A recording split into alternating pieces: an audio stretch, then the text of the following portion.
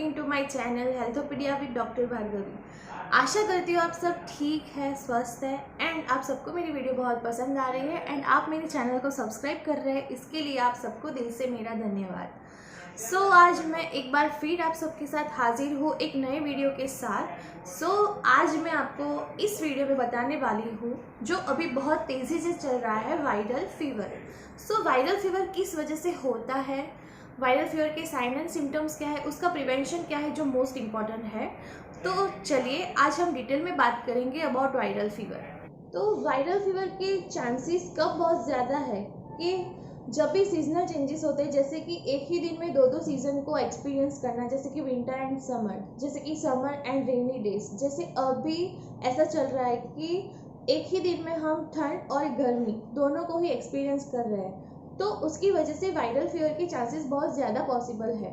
तो मैं आपको पहले ये बताना चाहूँगी कि फीवर एंड पेन, जो बुखार होता है और कहीं भी दर्द होता है बॉडी के अंदर, तो वो एक इंडिकेशन है हमारी बॉडी के लिए। तो उसमें क्या होता है कि जैसे ही फीवर आता है, जैसे कि हमको अंदर से ऐसा लग रहा है कि अंदर से बहुत गर्मी लग रही है, अंदर से कुछ गरम गरम हवा निकल रही है, तो हमें ऐसा लग रहा है कि अंदर कुछ एबनॉर्मल चल रहा है। तो वो एबनॉर्मल क्या है उसको फाइंड आउट करना बहुत ज़रूरी है।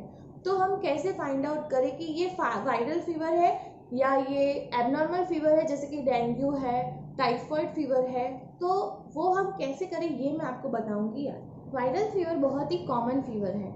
कई बार लोग फीवर आने के बाद बहुत ही पैनिक करते हैं कि कहीं मुझे डेंगू तो नहीं हो गया, कहीं मुझे टाइफाइड तो नहीं हुआ। तो ये पैनिक नहीं करना है, क्योंकि वायरल फीवर या कोई भी एबनॉर्मल फीवर जो है वो इजीली डिफ्रेंशिएट हम घर बैठे कर सकते हैं। तो वो कैसे करते हैं वो मैं आपको बताऊंगी। तो वायरल फीवर जो है वो 3 to 5 डेज तक बॉडी के अंदर परसिस्ट करता है।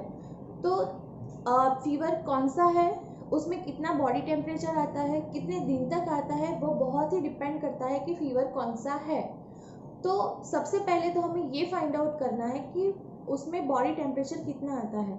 तो वायरल फीवर में 98 से लेके 102 तक टेम्परेचर जाता है, मैक्स टू मैक्स। तो हमको कुछ नहीं करना है, हमको सिर्फ जो टेम्परेचर है उसका मॉनिटराइजेशन करना है कि जैसे कि सुबह फीवर आया तो उसको हमें एक जगह पे नोट बनानी है कि आज इतना फीवर आया। तो ऐसे 3 या 5 दिन तक हमको फीवर काउंट करना है। अगर टेम्परेचर धीरे धीरे डिक्रीज हो रहा है, कम होता जा रहा है, तो उसका मतलब है कि आपको वायरल फीवर है। बट 3 या 5 दिन से ऊपर भी फीवर आ रहा है आपको, तो उसको वायरल फीवर में इंक्लूड नहीं कर सकते, वो एबनॉर्मल फीवर है। तो उसके बाद आपको डॉक्टर की ज़रूरत पड़ेगी, वो मैं आपको बाद में बताऊंगी। पहले मैं आपको ये बता दूं कि वायरल फीवर के साथ कौन कौन से कॉमन सिम्टम्स होते हैं जिसको हम वायरल फीवर ही कह सकते हैं। तो वायरल फीवर के साथ कई बार लोगों को सॉर थ्रॉट, जैसे कि गले में खिचखिचाहट होना, उसके बाद कफ, कोल्ड, हेडेक, सिर दर्द, बॉडी एक, शरीर का दर्द करना, जैसे कि नींद नहीं आना, भूख कम लगने की वजह से, खाना कम खाने की वजह से बीपी का लो हो जाना, चक्कर आना, फंक्शनल इंटरेस्ट कम हो जाना, जैसे कि वॉकिंग करने में ज़्यादा इंटरेस्ट नहीं होता, हमको ऐसा फील रहा होता है कि मैं बैठ जाऊँ जल्दी, मैं सो जाऊँ। तो ये सब सिम्टम्स एंड साइंस जो है वो वायरल फीवर के हैं। तो उसमें हमको घबराना नहीं है। वायरल फीवर है तो आप इजीली घर बैठे उसको ट्रीट कर सकते हैं। वायरल फीवर डायग्नोस हो जाने के बाद हमें क्या करना है, वायरल फीवर को कैसे ट्रीट करना है, वो बहुत ही ईजी है। तो जैसे मैंने आपको पहले बताया था कि कोई भी फीवर आए तो उसको डायग्नोस करने के लिए बॉडी टेम्परेचर मॉनिटाइज करना बहुत ही नेसेसरी है। तो 95 से लेके 99 तक अगर बॉडी टेम्परेचर जो फ्लक्चुएट हो रहा है तो उसमें कुछ नहीं करना है, वो घबराने वाली बात नहीं है। तो उसमें हमें पानी बहुत ही ज़्यादा पीना है, हमारी बॉडी को हाइड्रेटेड रखना है। अगर नॉर्मल पानी की जगह पे ल्यूकवार्म वाटर पीने से बहुत ही ज़्यादा फ़ायदा होता है। जैसे कि ल्यूकवार्म वाटर पीने से म्यूकस प्रोडक्शन जो है वो कम हो जाता है। म्यूकस प्रोडक्शन कम हो जाने की वजह से कफ एंड कोल्ड नहीं होता एंड अल्टीमेटली रेस्पिरेटरी इलनेस नहीं होती एंड देन फीवर नहीं आता। तो ल्यूकवार्म वाटर बहुत ही अच्छी आदत है, ये हमेशा ध्यान रखें कि वायरल फीवर में ल्यूकवार्म वाटर पीना चाहिए। दूसरा, बॉडी टेम्परेचर अगर 100 एंड अप जाता है तो उसमें हमें टैबलेट पैरासीटामोल लेना बहुत ही नेसेसरी हो जाता है। Tablet paracetamol will maintain your body temperature. So paracetamol जो डोजेज जो है वो एज एंड वेट के हिसाब से अलग अलग होते हैं। तो अगर किसी को भी डोज के बारे में कुछ भी कन्फ्यूजन या क्वेरी हो तो मुझे कमेंट बॉक्स में ज़रूर बताएं। मैं आपको एडवाइस करूंगी कि आप अपनी एज और वेट के हिसाब से कौन सा डोज ले सकते हैं। तीसरा, हम क्या कर सकते हैं कि हमको लिक्विड फॉर्म में खाना खाना चाहिए, हल्का खाना खाना चाहिए, फ्रूट्स खाने चाहिए, फ्रूट जूसेस पीने चाहिए।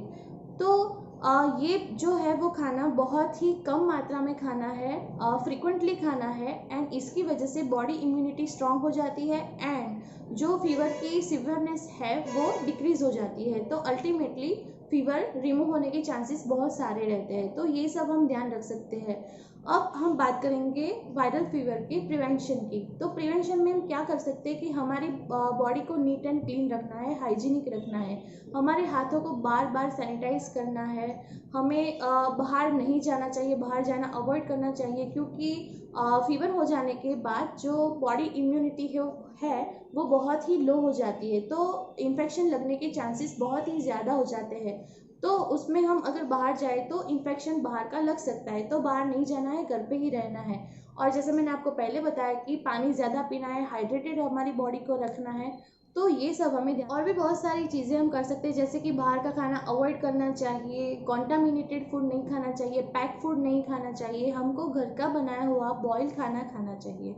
और जैसे कि मैंने आपको अगले शुरुआत में बताया था कि अगर फीवर 3 या 5 दिन से ऊपर जाए तो डॉक्टर की ज़रूरत पड़ सकती है। तो येस, फीवर अगर 3 या 5 दिन से ऊपर जाए तो उसका डायग्नोस होना बहुत ही ज़रूरी है कि कौन सा फीवर है। तो हमें डॉक्टर की ज़रूरत पड़ सकती है, तो डॉक्टर की सलाह लेनी चाहिए, कुछ रिपोर्ट्स वगैरह करानी चाहिए, और मे भी आपको IV fluids, antibiotics and injections की भी ज़रूरत पड़ सकती है। किसी सिम्टम्स जैसे कि सांस फूल जाना, सांस इजीली नहीं ले पाना, तो ऐसे सिम्टम्स को नज़रअंदाज नहीं करना चाहिए, उसका ध्यान रखना चाहिए। एंड येस, बॉडी टेम्परेचर को मॉनिटाइज करना चाहिए। सो ऐसे हम फीवर को डायग्नोस कर सकते हैं, फीवर से बच सकते हैं। सो फिट रहे, स्वस्थ रहे। आशा करती हूँ आप सबको ये मेरी वीडियो पसंद आई होगी।